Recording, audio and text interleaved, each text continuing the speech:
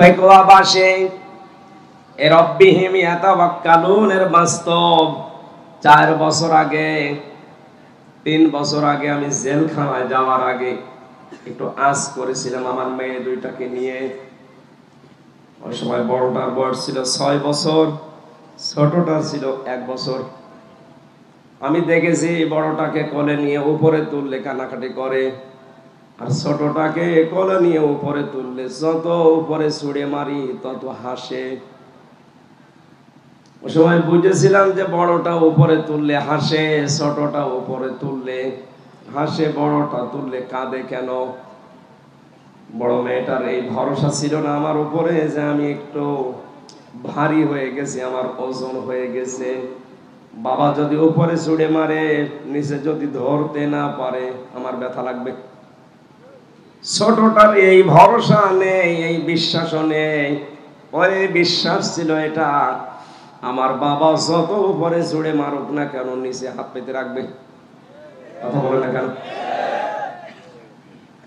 আমার এই ফারিহা জান্নাতের মতো আল্লাহর উপরে আমার উপরে যেমন ভরসা ছিল, পৃথিবী যত গরম হোক, যত কঠিন হোক, অবস্থা যত বেগতিক হোক, আল্লাহর উপরে তাওয়াক্কুল ভরসা। হযরতে হাজেরার মতো আমাদের তৈরি করা লাগবে। যত কঠিন পরিস্থিতি তৈরি হোক আমাদের রব নিচে হাত পেতে রাখবে।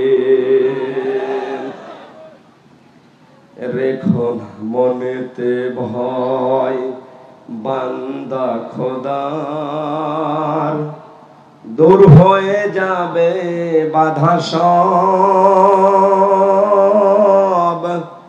তোমার আমার এক মালিক আছেন, আছেন আমাদের রব, আছেন আমাদের রব। জোরে বলেন ইনশাআল্লাহ।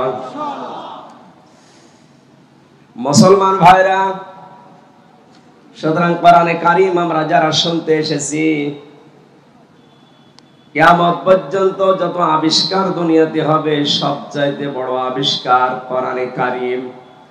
আল্লাহ রাব্বুল আলামিন ওয়ালা তাবলাগা রাইবুহু নবীজি কথা দিয়ে জানিয়েছেন, যার অন্তর যত পরিষ্কার হবে কোরআনে কারীম তার কাছে পুরাতন না নতুন মনে হবে।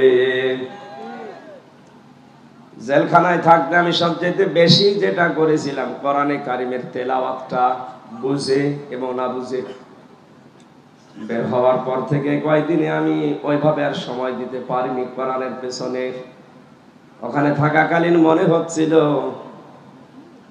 170 বারের উপরে আমার এই 3 বছরে কোরআনে কারীম খতম হয়েছে, শুধু বাইরে আর নামাজে দিয়ে। এখন পড়তে গেলে মনে হচ্ছে আমি নতুন নাজিল করা কিতাব পড়ছি। এই আশ্চর্য কোরআন যিনি আমাদেরকে দিয়ে এত বড় বিশাল দয়া দেখিয়েছেন, কুল বিফাদলিল্লাহি ওয়া বিরহমাতিহি ফাবিযালিকা ফালিয়াফরাহু ওয়া খায়রুম মিম্মা ইয়াজমাউন। সূরা ইউনূসের 58 নম্বর আয়াতে 11 পারা 14 নম্বর পৃষ্ঠা 7 নম্বর লাইনে এটা এসেছে। আল্লাহ তাআলা বলেন, নবী আপনি বলুন, তামাম দুনিয়া যা পেয়ে আনন্দ করে খুশি হয় ওগুলো সব অস্থায়ী, একটাও স্থায়ী না। আজ যারা যেভাবেই হোক ভোট করে মন্ত্রী হয়ে এমপি হয়ে আনন্দ আছে, খুব বেশি হলেও টিকলেও 5 বছর। কথা বলে না কেন? যতই আনন্দ করেন না কেন কয় বছর?